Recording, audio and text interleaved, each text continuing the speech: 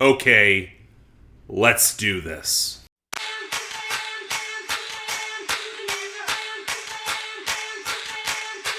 On February 4th, 2013, Rolling Stone reported that following a multi-year hiatus, Fall Out Boy was back with a new single, a new album, a new tour on the way. The album had been recorded in secret with producer Butch Walker in a reunion from Infinity on High, especially given after what many would describe as a failure for their 2008 album, Folie. And while the title was described by lead songwriter Pete Wentz as at least partially sarcastic in the wake of indie rock breaking through in 2012 after the club boom, what wasn't expected was just how much hype Fall Out Boy would see in the coming months. The album was moved up from the 10th anniversary date with Take This to Your Grave in May to mid-April, and the lead-off single, My Songs Know What You Did in the Dark, Light 'Em Up, would go 6 times platinum in the US and would be their biggest hit since the Babyface produced Thanks for the Memories, which had a video that starred Kim Kardashian. And while the band was not calling it a reunion because technically they didn't break up, technically they wouldn't even acknowledge they were on hiatus, it was certainly the sort of popular resurgence that seemed to catch everyone off guard. Even critics who have had a contentious relationship with Fall Out Boy for years. It re-established the band for 2 more albums in the 2010s, smaller genre experiments, and effectively as one of the few rock bands that would have any charting success in that decade. And it's a comeback album that hates you.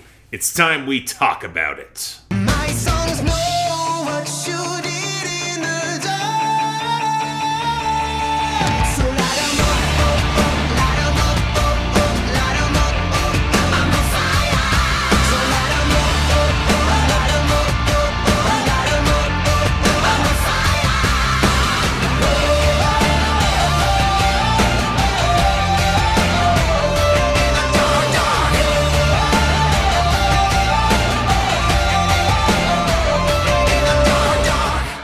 Part 1.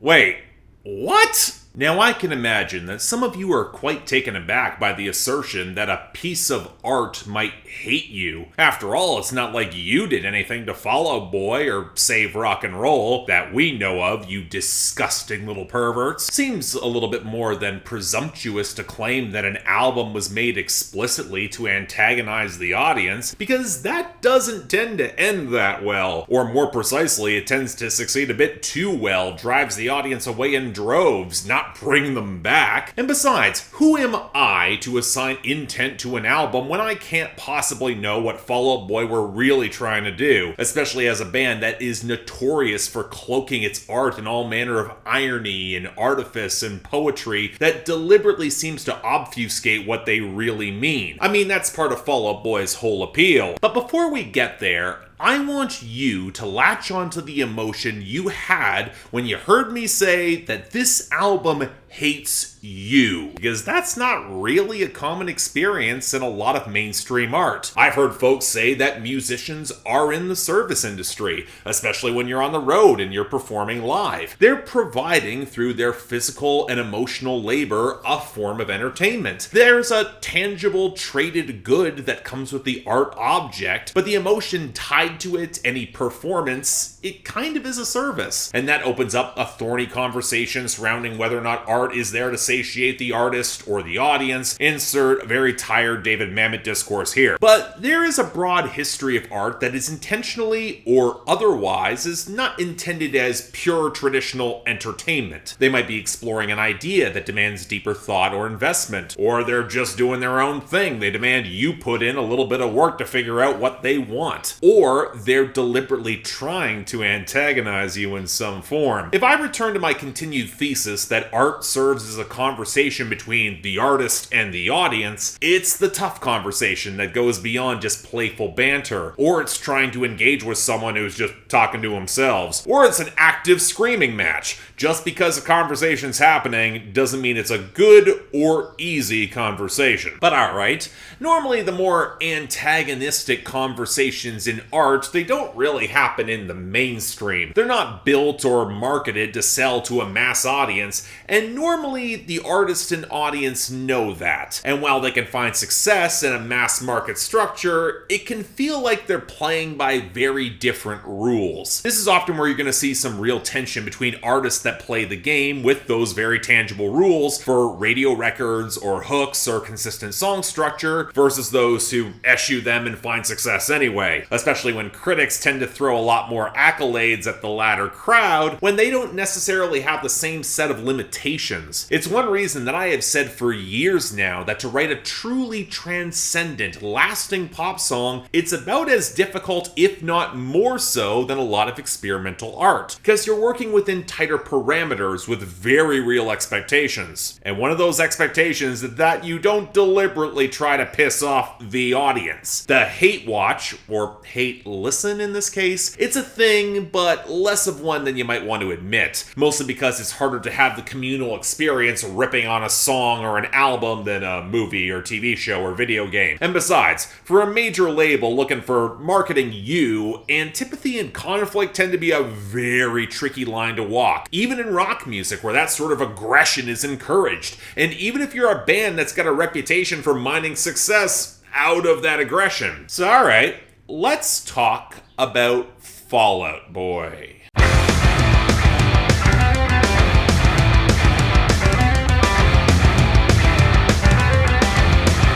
Think this is doing too much? I personally don't think so. I grew up in this era. I actually have enough hair where I could do the emo fringe, but I'm also in my 30s and I got a mortgage. Let's not go there for now. But hey, if you were alive and active around music 15 to 20 years ago, you might have heard Fall Out Boy and a lot of the exploding pop rock scene of the time of the early to mid 2000s be described as emo. That's a debate I really don't want to open up. Emo is a complicated genre with multiple waves going back to the mid 80s. A lot of what got classified as emo in the 2000s was more driven off of aesthetic than the sound. And the scene debates were absolutely stupid and dominated by a lot of catty bullshit. You all know that. But while Fall Out Boy might have started off in the heat of that moment in the early 2000s, it's never been a categorization that's worked cleanly for this band. Even early on when they were signed to Fueled by Ramen for 2003's Take This to Your Grave. Now, some of this was a factor that the band would describe themselves as hardcore kids who couldn't quite cut it with other hardcore kids, but I would point more to the split in songwriting between lead singer Patrick Stump and bassist Pete Wentz. There wasn't one pure mastermind singer-songwriter who tapped deeply into his pain and angst like a lot of the emo of the late 90s and early 2000s. It started off as a more collaborative exercise with Fall Out Boy,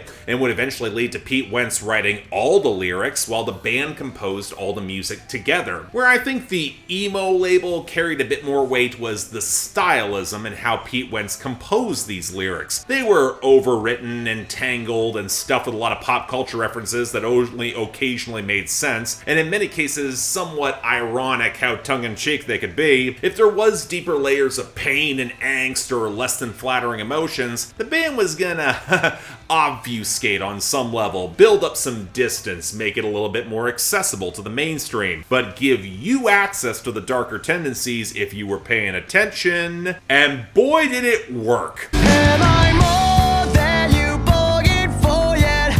I've been dying to tell you. For their 2005 album, From Under the Court Tree, they jumped from Fueled by Ramen to Island. From what I can tell, they actually got that major label advance from Island for their debut on Fueled by Ramen. That parlayed into a strong underground fandom that allowed them to springboard onto the major. It seems like the Fueled by Ramen signing was more to establish cred. I guess that makes Fall Out Boy an industry plant. Have fun with that discourse. But it did not come without some serious stress. Patrick Stump detailed a suicide attempt in early 2005, struggling with the expectations that actually came with following through on that much larger project. But hey, the band pulled it off. They received even more hype and popularity. It's around this point where Fall Out Boy were very keenly aware of all the discourse around their music, and it became an element of meta text that started bleeding into the text very quickly. Emo as a genre, it's known for navel-gazing, but emo bands didn't have the fame or the clout that Fall Out Boy was building in the mainstream in the mid-2000s. And by the time we got the pop and rap crossovers on Infinity on High in 2007, you can tell this was a band most obsessed with their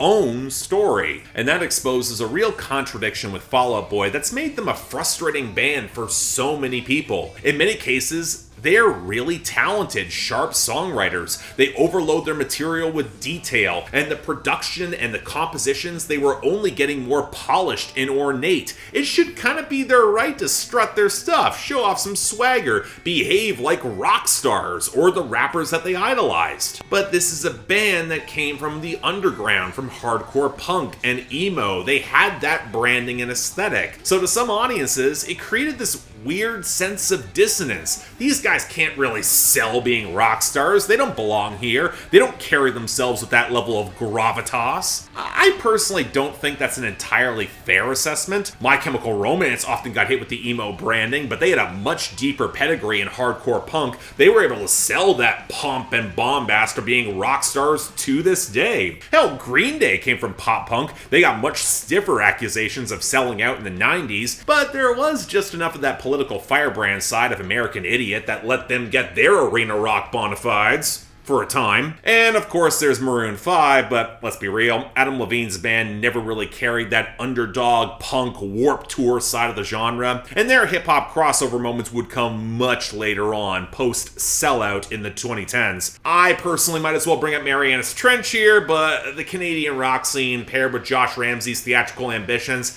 they make the band a total outlier, as much as I'd hate to admit it, and that same theatricality also places Panic at the Disco in its own genre-bending lane, even if Pete Wentz saw them as a real competition. Then there's Paramore.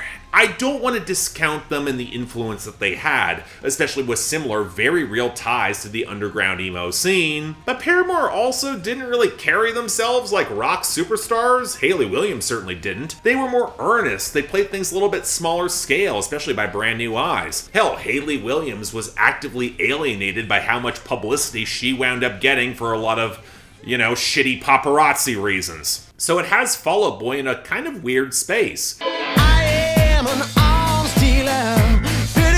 They wrote more layered and complicated lyrics than a lot of post-grunge. They were more accessible and a bit less angsty than nu metal or emo. But then on Infinity on High, they would take pot shots at that old scene. Hell, they felt more grouped in with rappers than a lot of other rock acts, especially when they got production from Babyface and Pharrell, and a guest appearance from Jay-Z, and Kanye West describing Fall Out Boy as his favorite band. There's literally a mixtape collab between Kanye and Fall Out Boy that I found in my research for all of this. Now I don't know what the hell this song is talking about. Do you? She said, yeah, I've been spending all day trying. Honestly, the closest parallel to Fall Out Boy might be a bit sacrilegious, but it makes a twisted amount of sense.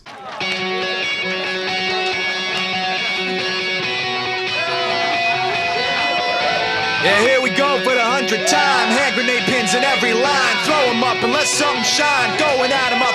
Yes. Linkin Park, a rock band with deceptively sharp pop songwriting chops that pivoted to the mainstream, also drew openly on associations with hip-hop, even worked with Jay-Z for their stadium-sized epics, where there was a fan base divided between the aggro posturing and more emo content. But you know what, even then it's not a great parallel. Linkin Park came through the walking contradictions of nu metal. They always seemed a little bit more serious and high-minded than a lot of their peers. They also seemed to be having a lot less fun. And when they started getting political, they didn't sidestep that attention. More on that in a bit. Fall Out Boy came from pop punk and hardcore. They were looser, they had a sense of humor, seemed a little bit more self-aware in their art. But all the hype and stress was pushing the band to a breaking point and a clash of egos that would manifest on their fourth album, Folie in 2008. We're going to do something a bit different here. We're going to put a pin in this and ultimately come back to what this album ultimately meant and the context of the era later on. But suffice to say, it wasn't all that surprising that the band seemed to separate for solo ventures and side projects for a number of years after touring for it. Patrick Stump put out a solo album called Soul Punk. Yes, I am serious. Lead guitarist Joe Troman and drummer Andy Hurley went in a much heavier direction with the Damned Things, with Scott Ian of Anthrax and Keith Buckley of Every Time I Die. And Pete Wentz? I think the less said about Black Cards, the better, but we might have to touch on that one later as well. But for all this establishes what Fall Out Boy is and was as a band. They might have come from hardcore and emo and carried that underground scene branding, but they were aiming bigger. The overwritten songwriting was less obfuscation from pain, more a necessary deflection from some real titanic ego, and emotional expression that could get into some dicey territories, which as an act they knew they couldn't sell and rock in the same way since grunge killed that power flex with hair metal, and they certainly didn't want to place themselves with the meatheads and dinosaurs of post-grunge, which was already dying. Ever since From Under the Cork Tree, this is a band that has prided themselves on looking forward. They never wanted to be a nostalgia act. They emphasized that repeatedly in the 2000s. And yet it's worth speaking on what pop rock looks like in 2012.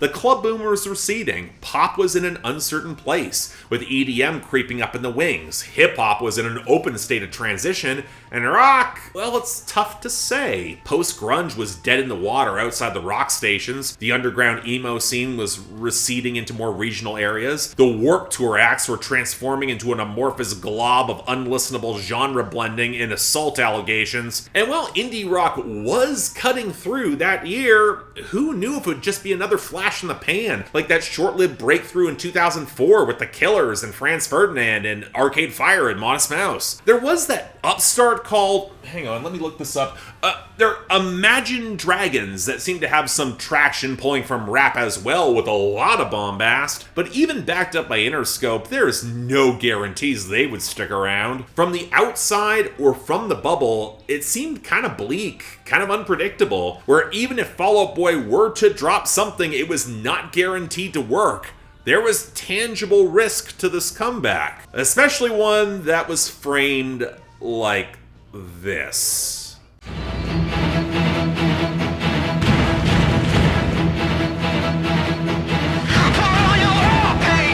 Okay, friendly warning. In the string of music videos I will be showing, Fall Out Boy was kind enough to provide one for every single song on the album. Trust me, we'll get into what that is in a second. There is considerably more violent score and explicit content than you might expect. Plenty of viewer discretion is advised. I have no idea how I'm going to get this monetized, but I will be discussing everything that goes down in these videos because it actually forms a loose companion narrative to this album, and that's the first thing that needs to be addressed right from the start. Fall Out Boy's writing has always been both more and less direct than you might think. You could very easily overthink it given the amount of detail, the odd turns of phrase that Pete Wentz shoves into the poetry, but it's never to the point where it overtakes the writing of a good pop song. And sometimes it makes more sense to just step back and think, well, time out, it's just a pop rock album. Even if you don't call it a comeback, it's still a very steep accusation to say that it hates the audience. I've said it once, I'll say it more times here,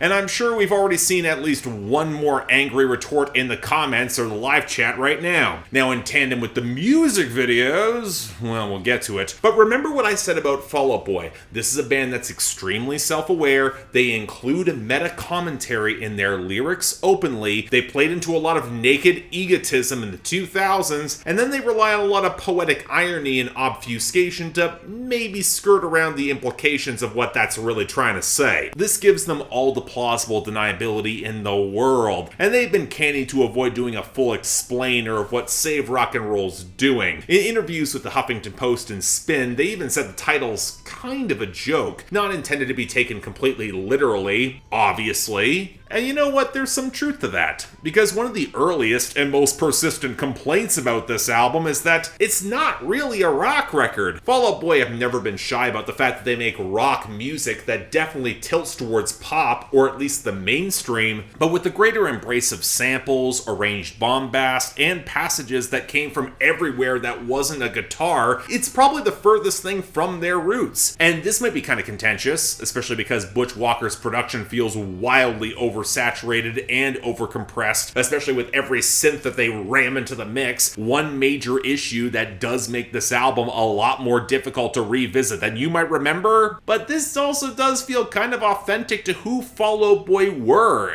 at least by 2013, they were a decade into their careers. They had been working with rappers and hip-hop producers. There's a rapper on this album with a full verse. Trust me, we'll get to it. Hell, in that Spin interview, they highlighted how to fans who have been there since Take This to Your Grave, Pete Wentz said it could be a gateway to pop music for them. Hell, there were even songs that he didn't exactly define as Fall Out Boy songs. They were originally intended for solo albums and yet wound up here instead. And yet, you continue reading in that interview and plenty of others, you start realizing there might be a faint whiff of bullshit. In that very next paragraph of that Spin interview, Patrick Stump is talking about a fear of simplicity that can come with bands that are going in a pop direction. And he seems to think that there is a simplification of the sound here in order to let Pete Wentz's lyrics breathe a little bit more. And I don't know, call it the poptimist in me a decade later, I'm not sure that's very fair. I said from the very beginning that writing a transcendent pop song can be just as difficult, if not more so, than making more complex rock music. And while I'll be the first to stick up for Fall Out Boy, songs being a lot more complex than they often got credit, I mean, come on, this isn't prog.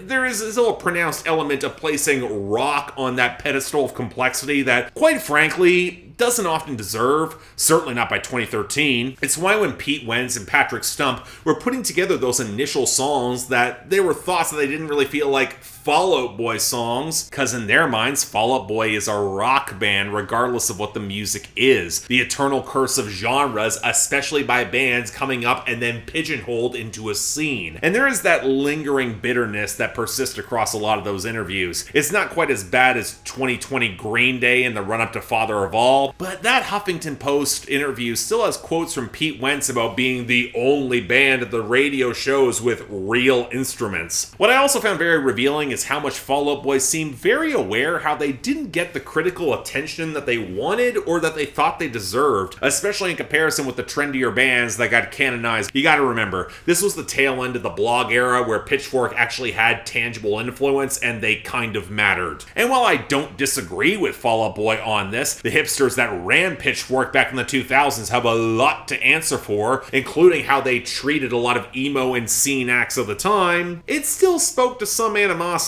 And I'll repeat myself again, what a lot of folks say ironically, they tend to believe unironically. And given that across Save Rock and Roll, Patrick Stump's voice is produced to be shoved right to the very front, even with all the veneers of tongue-in-cheek irony, it becomes very obvious that Fall Out Boy want to say something, and they really want you to get it. And they're pissed. You don't release My Songs Know What You Did in the Dark as a lead-off single if you don't have a lot of anger. And it does not require a lot of work to recognize where all that anger is being targeted. After all, the pronoun is you. The verses are dripping with contempt given that they cut loose to get to this point. They're burning it all down in front of you. It's your fault. In the canon of I'm Back Bitch singles, this is coming back with percussive rage, where the millennial whoops are then getting flipped into a minor key. And it doesn't just stay there. The Phoenix is all aggro fist pumping, but it comes with describing the past as this brick dragging them down, how they wear the business of misery a little better now. They're trying to take it all back, make Fall Out Boy great again. But that creates a dissonance at this album's core that plays out over several songs. The belief that the past has to burn, they gotta keep moving forward, but also paired with wondering where the party went. Pleas for just one yesterday that doesn't seem to be all that interested in being nice to those who remain in that past. That translates to the run of relationship songs from Alone Together to Just One Yesterday with the pop singer Foxes, where they do have some desire to recreate some of that past, but it's a toxic experience. And keep in mind, as the audience, you are a part of that past. One of Fall Out Boy's underrated skills in writing love songs, they burn hot with a lot of sexualized glamour. There's an attraction to the flagrant arrogance going on here. That was true for them in their peak in the 2000s. It's one of the reasons they cultivated such a large female fan base. They presented so strongly. So Save Rock and Roll often comes across as very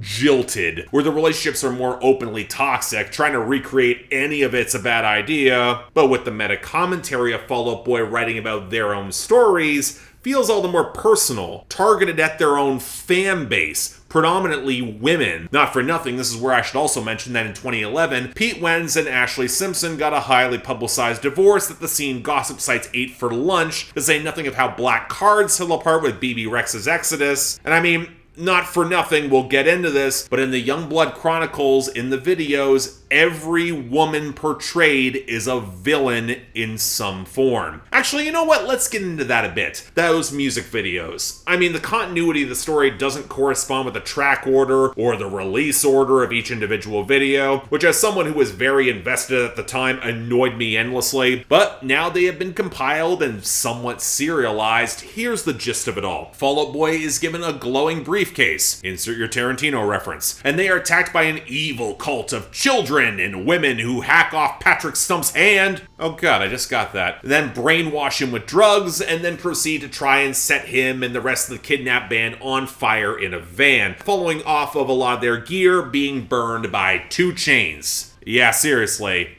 You know what? It's time we talk about that.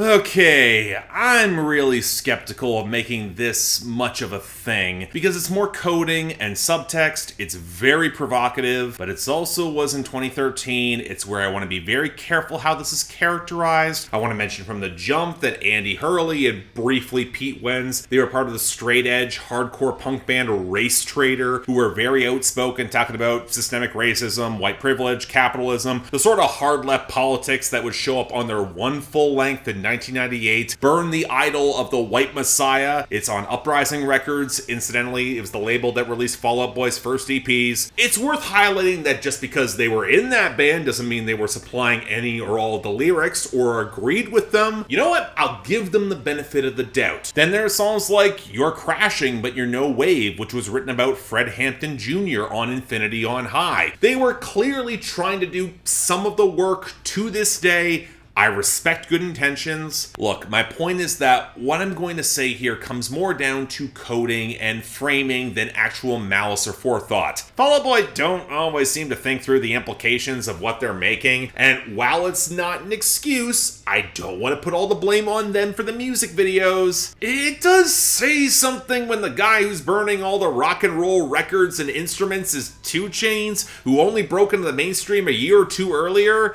I wouldn't even bring it up except that it does say something when the acclaimed work of one genre, overwhelmingly marketed at teenage white kids in the 2000s, is getting burned by a rapper in your lead-off single, on a song that's all about meta-commentary on Fall Out Boy grappling with their place in music. I mean, it kind of comes across like the YouTube comments and disturbingly large group of fans of this band who only listen to rock or sneer at rap despite the genre's intermingled history, especially with the bitterness that underscores this album. Again, it's not everything by any means, but it could be something. But I can see again how it could be a reach. I understand that. Or just subtext that they didn't think through. It's not intended to be taken all that seriously. Similar to how it might be a reach that there is a gang of evil children who could very easily symbolize the next generation that want to kill Fall Out Boy, and they are saved by the one rapper who contributes to this album directly.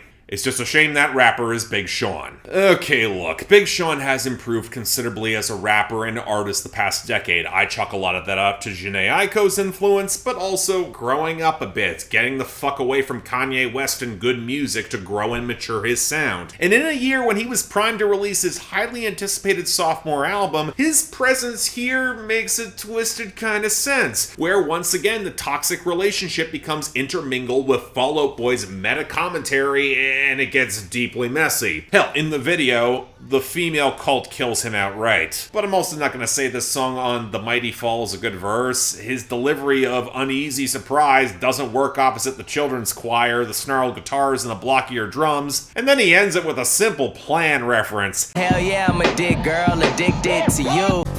I'm a dick, I'm addicted to you. It's the sort of thing where if 2 Chainz is burning it all down and Big Sean is representing a hip-hop future aligned with Fall Out Boy, this alliance may be less than the sum of its parts. All I'm saying. But alright, hopefully that tense moment is rectified. Let's talk about how Fall Out Boy sees and frames women. I thought of angels choking on their halos, get them drunk on rose water. See how dirty I can get them, pulling out their fragile teeth and clip their tiny wings. Look, there's a much larger conversation we could have around the 2000s pop rock and emo scene and how they treated women. It's a long, disgusting, frequently exploitative system egged on by the music industry, Warped Tour, and the increasingly flagrant sexism of 2000s pop culture at large. And Pete Wentz specifically is far from blameless here. There have been some foul allegations swirling around him since Take This to Your Grave. Chronicling the whole twisted live journal MySpace years is a nightmare in and among itself, especially given how much Pete Wentz himself was active there. There were dick pics, it was a thing, and for as much as Fall Out Boy played with ironic misogyny in the music, it's a messy conversation how much being in on the joke actually mattered. I mean, come on. This is the band that wrote, I slept with someone in Fall Out Boy and all I got was this stupid song written about me. Honestly, I could do a whole other essay about some of the slimy shit that's all over those critically acclaimed Fall Out Boy albums. They haven't exactly aged as well as you think. And it's very easy to get away with it too at the time. Mainstream critics, they weren't in the 2000s in the weeds near scene culture. It's not like they were going to call this crap out even if they were. A lot of adults in the room refused to participate, and when your audience is predominantly teenage girls who might not immediately recognize what you're dumping onto them, it becomes a situation that is rife for abuse. And it should be very obvious nowadays, but just because these guys might have good politics in other forms on other topics doesn't exactly excuse it here. And in the context of Save Rock and Roll, when you recognize that all the toxic relationship songs are intertwined with meta commentary about the band's relationship with their fans, who are also predominantly women, and they know that, and how every single woman portrayed in the Youngblood Chronicles is a villain or a succubus from the evil cult, to Fox is playing the bait and switch. I mean, there's ironic subtext, there's coding, and then there's just making it so fucking obvious and daring someone to call them out. And well, I know it makes me the buzzkill to bring it up. It's like bringing up casual sexism in hard rock, or hip-hop, or mainstream country, or metal, or whole swaths of punk and R&B. It's so normalized that nobody really cares, and if they do care, they should shut the fuck up if they know what's good for them. It's the sort of regressive tendency that's becoming really hard to ignore. Because that's the other side of wanting to bring back rock and roll. Have some of that backwards-looking, restorative focus, and every bit of sweaty, carnal, often exploitative debauchery that came with it. Where the devil who shows up in the video for Death Valley, it's Tommy Lee of Motley Crue, amidst a whole slew of female devils. Now, yes, this set of music videos plays fast and loose with religious iconography. It feels like it's more tongue-in-cheek, very on-the-nose for the cameo. He's clearly the major bad guy, everyone's in on the joke. But you want to know where the historical reference point got a little too blatant to ignore, and the joke got less funny? It's Courtney, bitch. Yep. Courtney Love, former wife of Kurt Cobain, as the militant leader of the evil cult of women who hate music. Now I know what you're gonna say. She freely chose to participate on Rat-A-Tat, play the villain, where Pete Wentz has described in interviews how she wrote all the spoken word pieces as the femme fatale, that she can be that harsh revolutionary force, showcase how women can have a place in hard rock too, guys. They're not just groupies or pure evil. And this is where you get in the defenses of the coding of the Youngblood Chronicles by calling it a horror pastiche, or ironic, or playing to tropes, or that you're not supposed to take any of this seriously, the inclusion of the most villainized woman in rock since Yoko Ono, who's playing the Tipper Gore analog out to destroy music. Hell, her primary weapon is brainwashing Patrick Stump to go after other members of Fall Out Boy. Do I even need to draw the connections here? Because even in the song itself, it doesn't really work, because Courtney Love is way more inflammatory, more than a capable heel for Pete Wentz's writing, where love and relationships are framed most as weapons full of acrid contempt. I get how it can be framed as reclaiming the narrative, but if anything, it reflects a nastier downward spiral, where you could have someone who can be painted as the villain to justify your own douchebaggery. It's that frustrating dissonance at the root of this album, where for as much as Fall Out Boy want to frame this as optimistic, anthemic, this path going forward towards renewal and new horizons, with new sounds and new ideas burning down the past, so much of the actual text and subtext and coding is looking backwards into the same regressive, preening rock star tendencies, where irony and self-deprecation can deflect but doesn't really fool me. But when the meta-narrative of your own legacy becomes entangled in all the bitterness, it becomes hard to ignore just how much contempt there is for that past and the audience that made it. Let's ask why. I'm coming apart at the seams, pitching myself for leads in other people's dreams. Now buzz, buzz, buzz, dark, there's a hole where something was. Yep. We're coming back to this. I made a point of skipping over Folie because it is the elephant in the room when it comes to save rock and roll. The most pretentious, grandiose, ambitious project that Fall Out Boy has ever made. The grand conceptual experiment that had them recruit Pharrell, showcase their most genre-blurring cuts to date, where many critics, including myself, will say it is their best album. And yet that was not the story when it came out in December of 2008. I mentioned the critics that liked it, but a lot of that appraisal came retrospectively or with time. It certainly did not make a lot of year-end lists. That's what dropping in mid-December will do for you. And that outcry wasn't as loud as what came from the fans, who didn't really know what to do with it, especially with buzz leaking out that the making of the album had been absolute hell. But hey, a lot of great albums come from messy recordings. So long as it did well enough, that would be enough, and Folie did not do that well. After Infinity on High hit number 1 on the Billboard 200, Folie would only land at number 8 when it dropped with limited competition in mid-December. It did not go platinum in the US, and while Fall Out Boy has gotten backlash and hate before, this was the first time it really seemed to erupt from the audience itself. The leadoff single, I Don't Care, peaked at number 21. Not exactly a great leadoff single either, even if I would argue it makes sense thematically on the record, and none of the other singles broke the top 70. It was a sort of commercial underperformance that a band riding high was not used to getting. It had all been straight up. And when the band then goes their separate ways for side projects, and there's interviews and buzz that seems to reflect the split might last longer than expected, egged on by the always so welcome fan community drama and gossip mags that tracked every inch of Pete Wentz's divorce and side ventures, I mean, it makes a certain amount of sense why they might have a certain amount of animosity for the fan base coming into this. And here's the thing, I get it. I got it 10 years ago when I first reviewed Save Rock and Roll on my blog. When you work your ass off on something to the point where it compromises personal relationships, only to see it face muted reception at best and outright scorn at worst from relationships that you've clearly invested a lot of emotional labor in cultivating, it stings. And think about the reasons why that dismissal came. A lot of the fan base was used to Fall Out Boy in their emo lane, or even going back to the hardcore roots. So having them embrace an increasingly theatrical, ambitious, arranged project with some heavier themes and even more pronounced political leanings after a year of incensed politics? I mean, who the hell wanted that?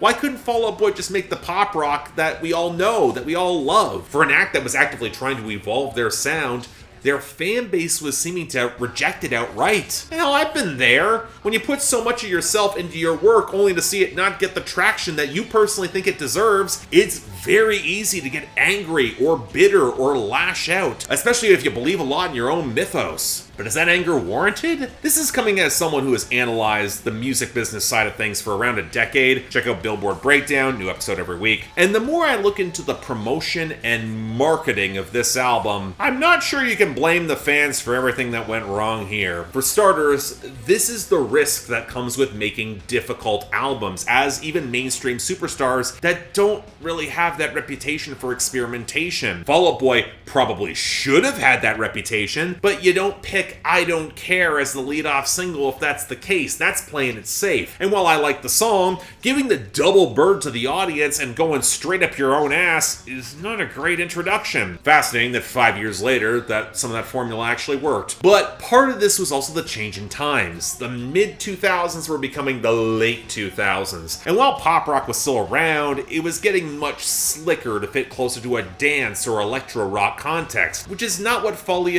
was. Look at their contemporaries. The closest analog is probably the classic throwback pivot of Pretty Odd by Panic at the Disco, which did chart higher but sold about as much. Many industry types would consider it a sophomore slump, and then the band kind of imploded right afterwards. And what about the albums that came a year or two later? Mariana's Trench struck gold with Masterpiece Theater, but really just in Canada. Very different ecosystem up here when it comes to rock. And does anyone really want to talk about Danger Days from My Chemical Romance? Paramore chose to go more pop with Brand New Eyes. Cobra Starship went to the other side of the pop around that time. Linkin Park wouldn't drop until September of 2010, and they went way more electronic for an extremely polarizing album with 1,000 Suns. The big anomaly here is probably Green Day with 21st Century Breakdown, but this band's always been an anomaly, and with an early summer release window for 2009 with a big swing and a more defined political advance from American Idiot, you can argue they were set up to do way better. Speaking of which, we gotta talk about the release of Folie à Deux, which was a mess. This was the early era of iTunes singles, which the band embraced wholeheartedly, but also showed the massive risk of picking singles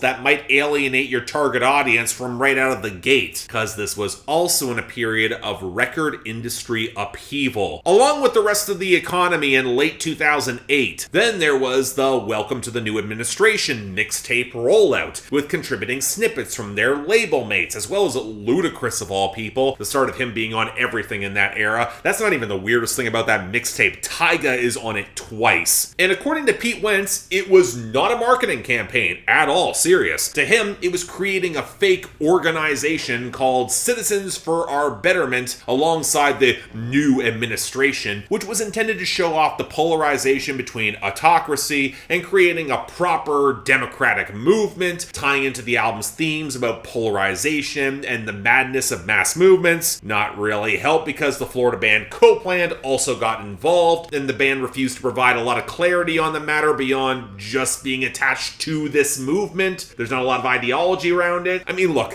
from the interviews I dug up, this seems like an idea that just got way away from them. I do find it interesting that a band with such roots in political hardcore that they seem to have so much trepidation actually showcasing an ideology now, especially in 2008, a lot of artists were flocking for the chance to go there. It reminds you that despite their roots, there was no guarantee they did or grasped the reading. But okay, fine.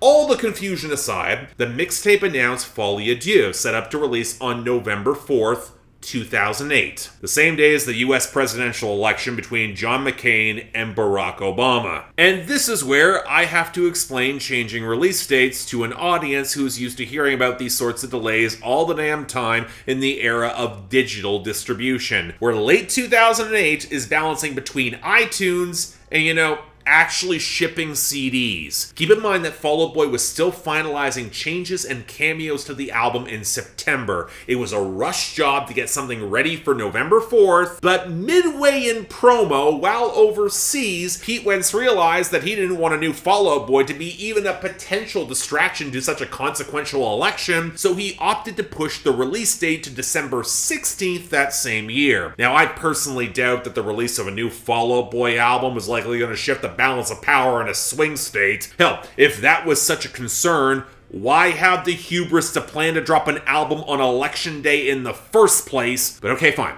Just delay it a couple of weeks. But this is where you get into major label politics, because a Fall Out Boy release was a pretty big damn deal, and charting highly would be a label priority. They aren't out to get Fall Out Boy. Island wants to maximize profits for a top tier act. The problem is that there were several albums that were already primed to release across December where Fall Out Boy was not guaranteed to beat them. A week later, you're going up against Beyonce and I Am Sasha Fierce, and that upstart act, I think her name is Taylor Swift with Fearless. Then comes The Killers with Day and Age, and Kanye West, 808s and Heartbreak. Both are tied to Island or Def Jam, which is all under Universal, so you're trying to avoid acts on the same label competing with each other, and also Guns N' Roses with Chinese Democracy. And the week after that comes Akon with Freedom, remember him, and Britney Spears with Circus, which is riding the big hit singles and Womanizer in the title track. The earliest that Fall Out Boy could drop is early December. So naturally, Pete Wentz defied his own marketing demographics department and said that despite the smarter choice might be a push to 2009,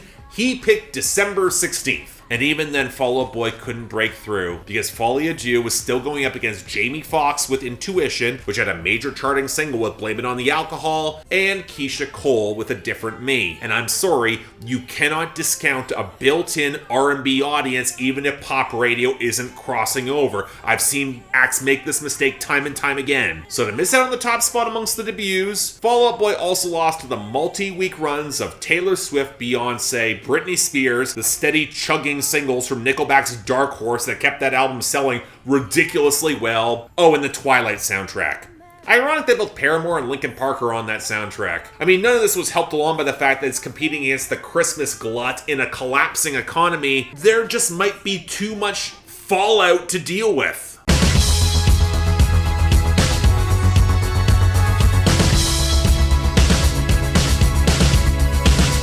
The sad reality of Folie is that it feels like it was set up to fail, even if the reason why it didn't wasn't some mastermind scheme. Difficult album, horrible release window, a worse choice of lead-off single coupled with confused marketing, a release date change, and competition that would stagger any challenging act, even with how big Fall Out Boy was at the time. And they would have known all of this. It's a big part of promoting a major label release, and while most could not have fully predicted the Taylor Swift Fearless juggernaut, major labels plan on everything else. Fall Out Boy chose to go into that minefield.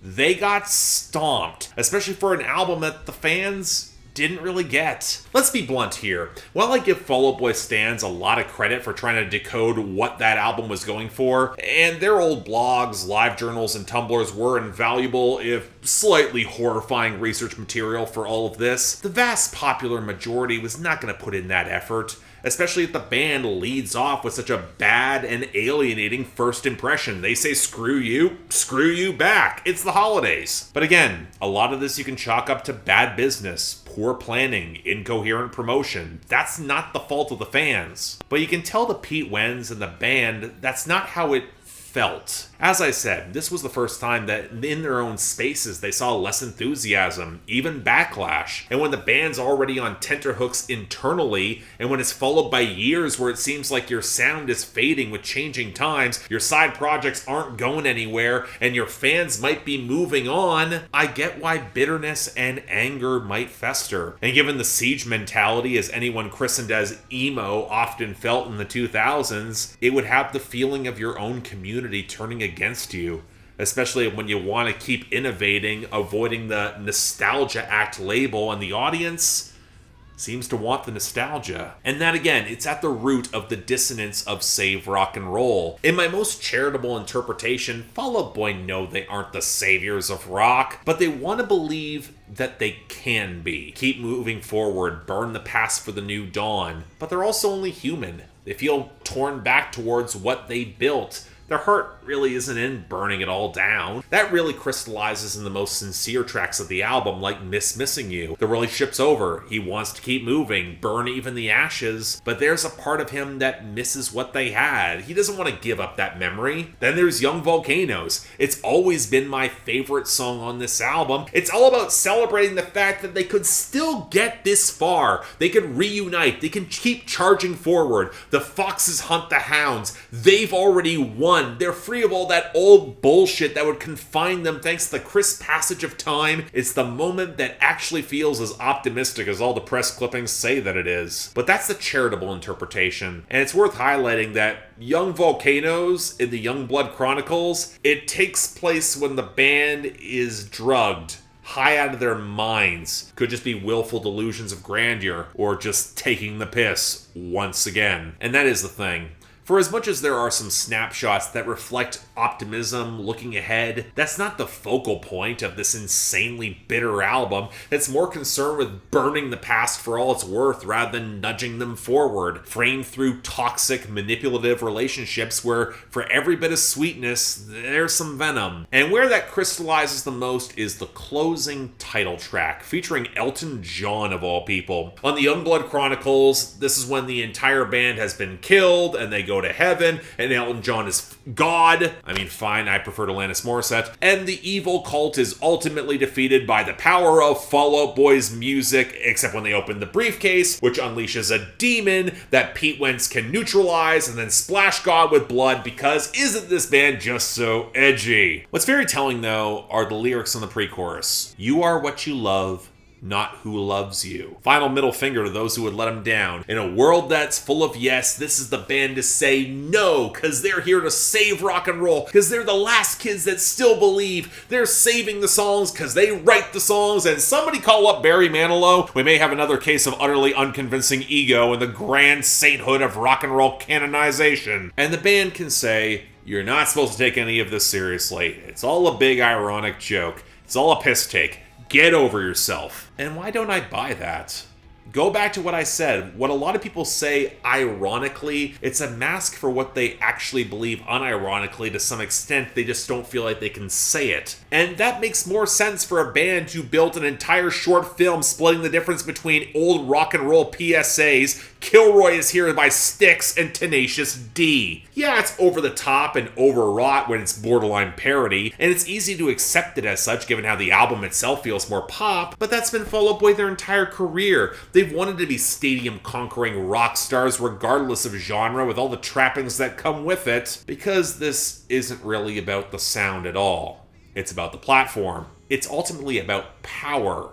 It's what happens when a band with an entrenched fan base that gives them money sees that base impugned or fractured. They go after the easiest targets at hand, because despite all the posturing, the one thing that Fall Out Boy has kept from emo is raging insecurity. And again, you'd think for a band coming out of very political hardcore punk would have systemic critique, but truth be told, a lot of decisions that sunk Folie adieu were industry machinations are the band's own fault. And instead of any sort of deeper introspection, Save Rock and Roll individualizes the narrative to the fans they think let them down, where they still have enough power to consolidate and lord it over them. And for as much self-flagellation as we get, it's the pretext to launch all the poison pills. And the sad reality, we know what comes next. Save Rock and Roll, for what it is, it was successful. The band would then further dilute their sound and approach with American Beauty and American Psycho and that remix album for the full hip-hop collab, and then arrive at Mania.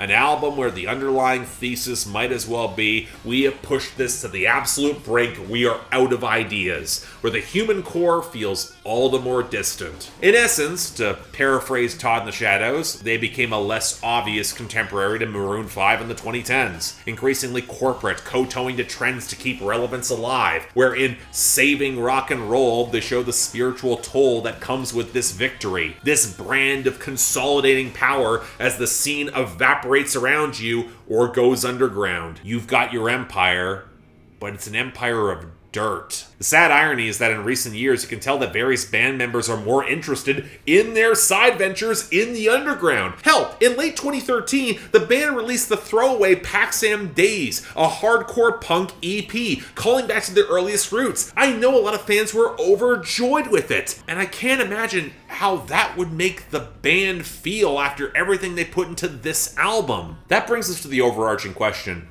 Does rock music need saving at all? I mean, looking at the mainstream rock charts that are so ossified and terrified of change, maybe. But Fall Out Boy releasing a major label-backed pop pivot full of piss and vinegar at the fans that doubted them, how is that saving shit? Especially given what they would release next. This is not a voice from the underground or some insurgent movement. Hell, you can argue that in the 2010s, 21 Pilots did a better job filling that role than Fall Out Boy did, from the genre blending to the self-serious meta-commentary. And to quote Joe Budden discussing Kamikaze by Eminem, another album that's all a reaction of piss and vinegar against the fans and industry forces that are turning on him. You know what the sad part is? And this is why I empathize with him.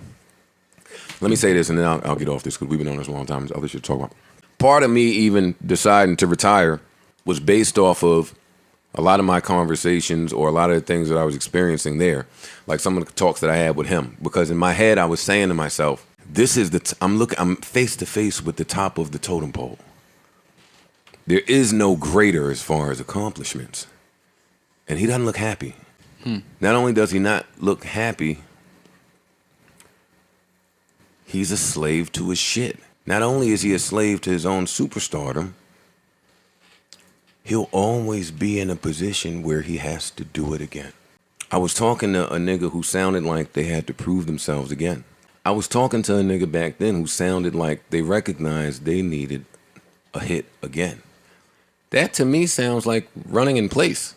If you're the greatest rapper in the universe and you've sold the most records in the universe, at what time do you find solace? Like, why, if you're always put in the same exact position where you have to deliver, that's not the life that I want to live. It's a lot of pressure. I'm done trying to prove that I'm the best rapper. I believe it already. Like, there's nothing I could do anymore. It's over. I have to stop. So I credit him with a lot of that. It just wasn't somewhere where I wanted to live. That was scary to me. Oh, that was my point. I empathize a little bit because as an entertainer or as a creative or as an artist, you're always the last to know. You're the last to know when you're hot.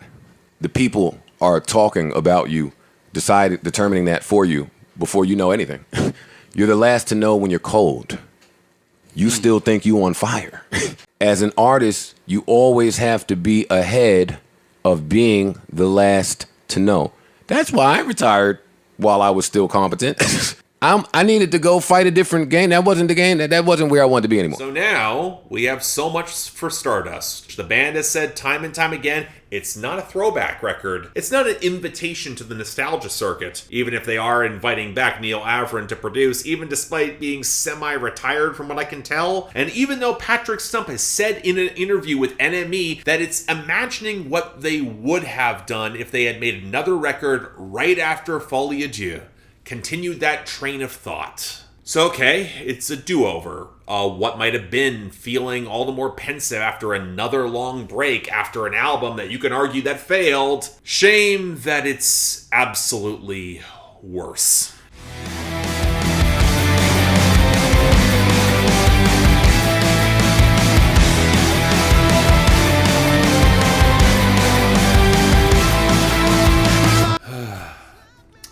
Full disclosure, I was actually planning to have this video essay come out in March. Wouldn't really correspond with the album's 10th year anniversary, but so what? Close enough. But then I remembered So Much for Stardust, especially with the context and connection established to Folie Deux. I figured I would not be doing my due diligence if I did not get that proper context. I almost wish I didn't. Because while the album isn't bad, it's everything you can tell that Fall Out Boy has tried to avoid being their entire career. The band has said for years they didn't want to be part of that 2000s pop rock nostalgia circuit, and even if on some level that was bullshit from the Save Rock and Roll to the Super Hella Mega Tour, even if Folie Deux was set up to fail, I didn't want them to stop trying. Even despite its lengthy issue, Save Rock and Roll was at least taking a big swing. It showed a band with some ambition ammunition and fire, and man, So Much for Stardust is not that. Not in the slightest. Patrick Stump hasn't lost much of a step vocally, but these compositions feel like they come from men in their 40s who aren't willing to swing big anymore. So the hooks feel like they're grasping at what made Folie work as a natural continuation that you could slot in alongside Marianas Trench or Gym Class Heroes or Panic at the Disco in 2011, but that spark of creativity and verve that gave Fall Out Boy all their preening presence, it's not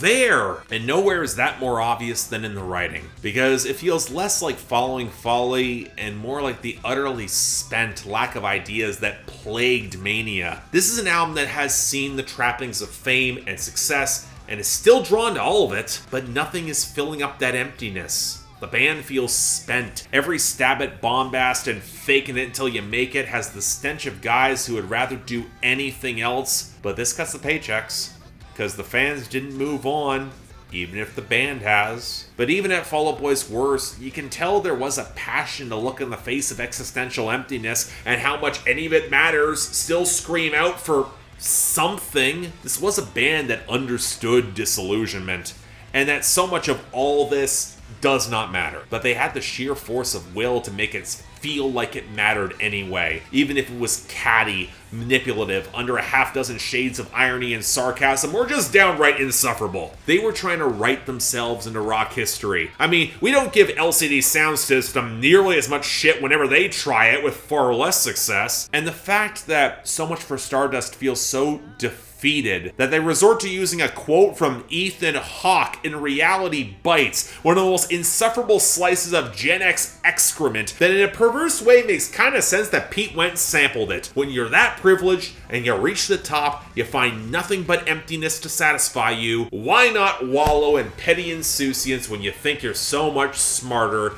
than everyone else? Here's the thing.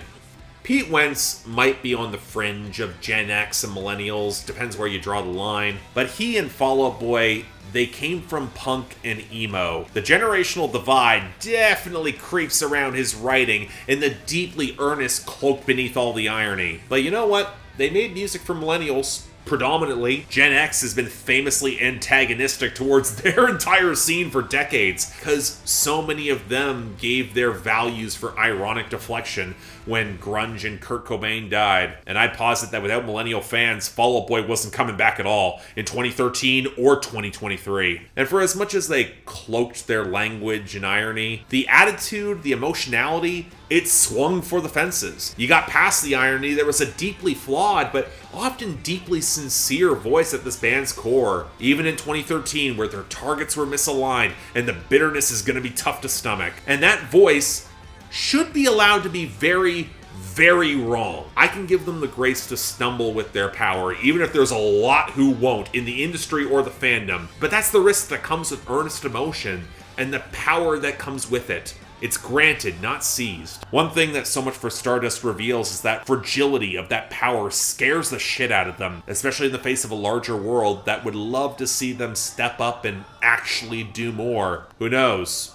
If they did, they might actually be considered rock stars. Here's the truth. Fall Out Boy never needed to save rock and roll. I think they'd be better off, saving themselves.